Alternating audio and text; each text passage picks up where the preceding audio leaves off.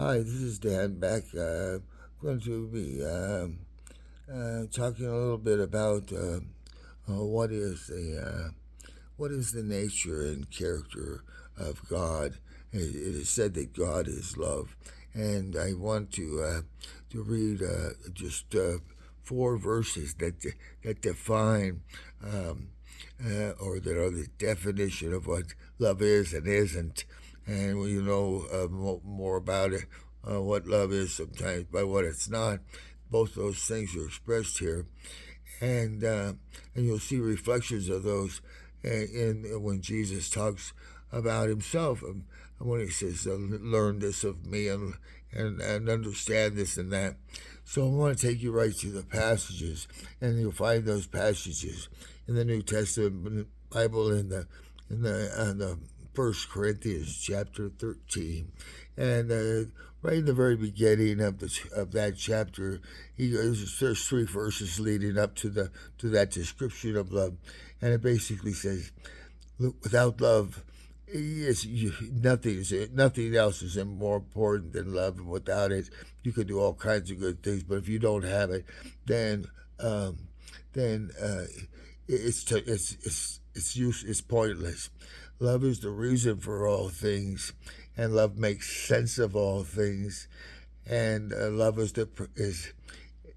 while it doesn't prioritize itself above all things, it is the purpose and goal and destiny of all things. Now, let me see if I can read the passage and point it out a little bit while I do that.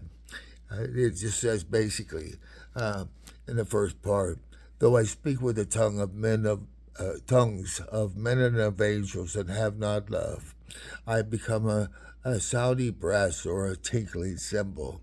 And though I have the gift of prophecy and understand all mysteries and have all knowledge, and though I have all faith as to remove mountains and have not love, it, it, it, it prof, I am nothing. And though I bestow all my things to the poor, and give my body to be burned, and have not love, it profits me nothing. Now, all those good things or all those sacrifices that a person might do, the extremes, without love, really are pointless, is what it's saying. Now that we go to the description of love, the nature of love, the personality, if you will, of love. And here it is, at beginning chapter verse 4 of chapter 13. Charity suffers long and is kind. Suffering long means most patient of all.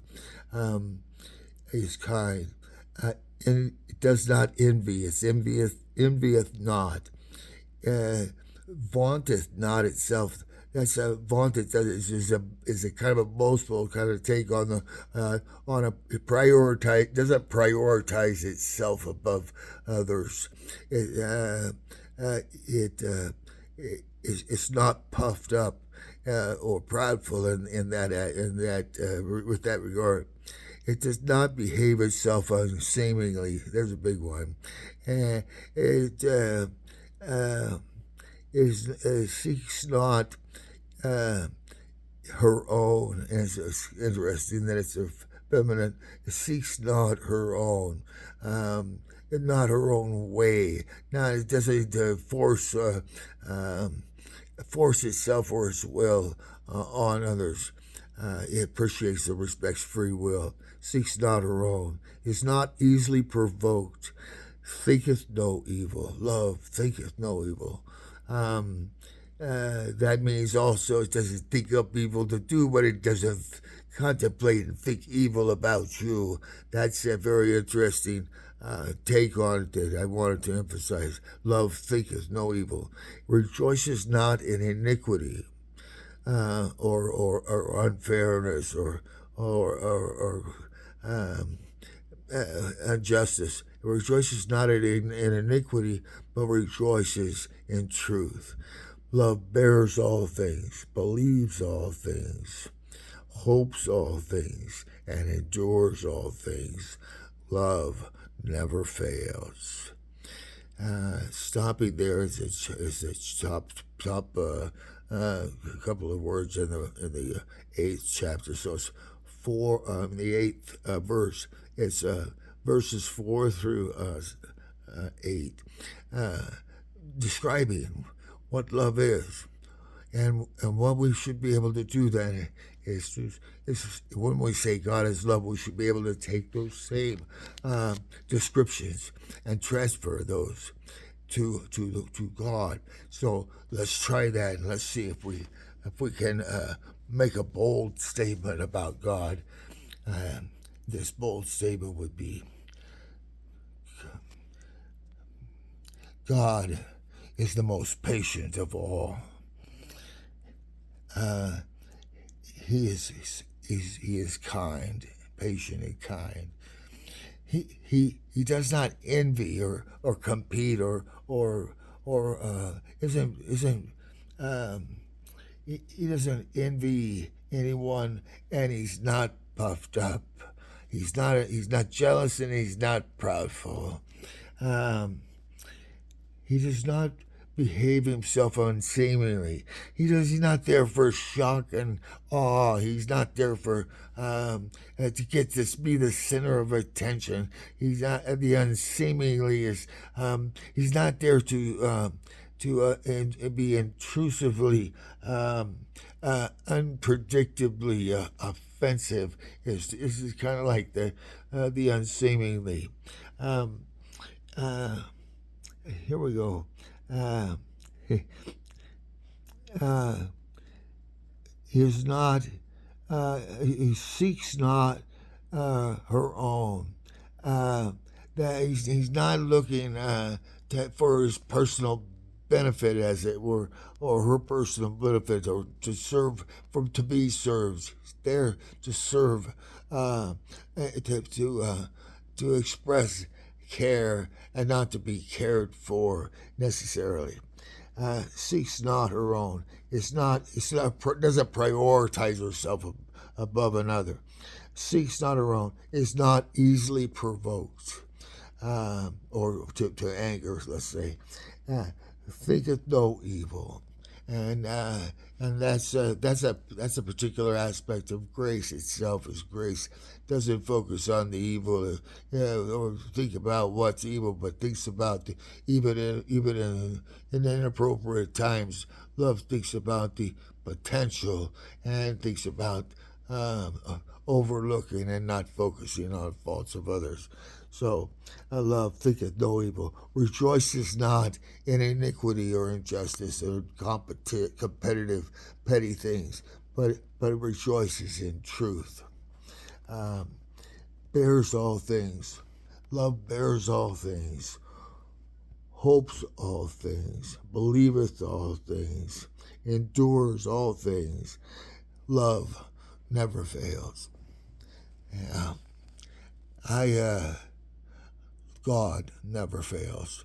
I should say that everywhere there's the word love, we should be able to replace that with the word God, and we learn that we learn to get a glimpse of the very personality and nature of God Almighty, the Creator of all of us and all that is, and we are created by this nature. This love has created us to love, and also to love back the Father. But we are created to love by love, and the whole purpose of the whole universe, the whole purpose of the world that's created by love is to offer an environment where that can happen, a climate where love the Creator and us as the creation can love back, and the very reason for everything. So I hope that's been beneficial. I perhaps would encourage you to definitely read all of chapter 13. And I might take a moment just to finish up and do just that. If I could get away with it and juggle both of these things together. Um, I say, um, love God never fails. But whether there's prophecies, they shall fail. Whether there is tongues, they shall cease. Whether there's knowledge, it shall be done away. For we know in part, and we prophesy in part. But when the perfect is come, that which is in part shall be done away. So again, we're seeing the priority that love is to us as the creation part of that creation, and he goes. The writer goes on to say, when I was a child, I spoke as a child, I understood as a child, I thought as a child, but when I became a man, I put away childish things. Now we see see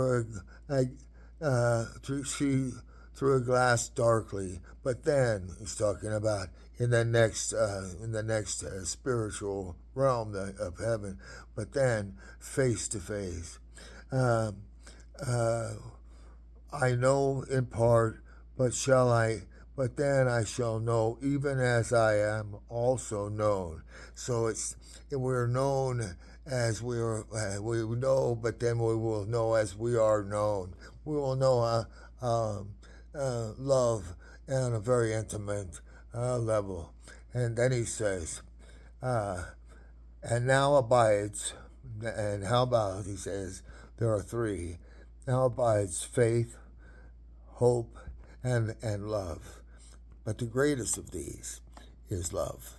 So uh, there you have chapter 13, the first, I mean, yes, Corinthians, 1 Corinthians chapter 13 in its entirety. But if you want to know God, that's a good place to start. And if you want to know about his son, who is the really the he is the forgiveness itself. He is the pathway, man's pathway back to love.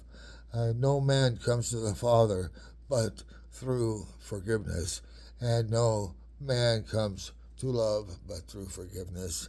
And so Jesus being the forgiveness in the flesh, a pathway back to love, and the very author and and son of love.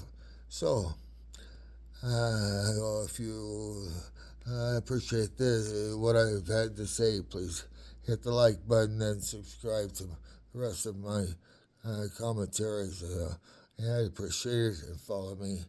Uh, uh, Hopefully, it can be a benefit to you or others. Thank you very much.